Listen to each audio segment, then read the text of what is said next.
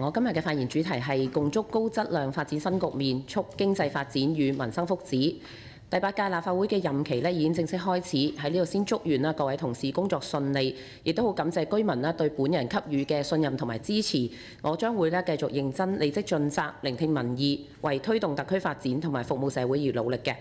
剛喺北京召開嘅中國共產黨第20屆四中全會指出咗我國嘅發展環境係面臨住深刻複雜嘅變化。全會審議亦都通過咗15規劃嘅建議，提出咗推動高質量發展，包括建設現代化產業體系，激發全民族文化創新創造活力，加大保障同埋改善民生力度，以及促進港澳長期繁榮同埋推進祖國統一大業等等嘅多方面部署。而今年本澳亦都係正值研究編製我哋特區嘅經濟和社會發展嘅第3個5年規劃。喺經濟方面，自從今年初至到9月份本澳累計嘅博彩毛收入超過1813億澳門元，與同期比係上升咗7.1%。而旅客今年首8個月累計亦都有2689萬人次，同比亦都係上升咗嘅。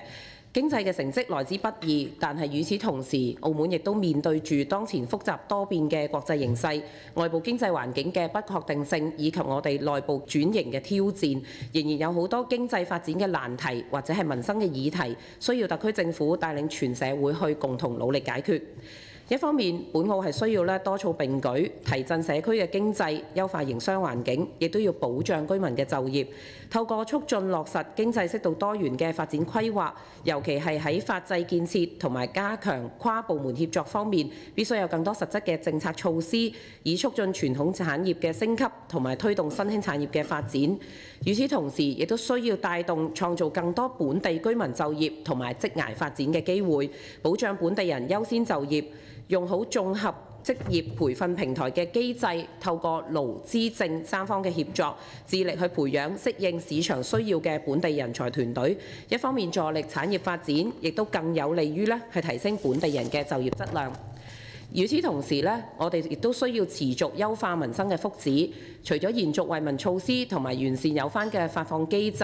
期望當局能夠加強醫療、教育、社會服務方面嘅資源投放，推動公私營嘅合作，優化長者、弱勢群體同埋照顧者嘅支援體系，加強養老保障，用以增加居民嘅幸福感同埋安全感。此外當局亦都需要持續善用澳門嘅土地資源，加強城市規劃同埋建設，完善生活配套同埋交通佈局，進一步落實本澳宜居、宜業、宜遊嘅發展方向。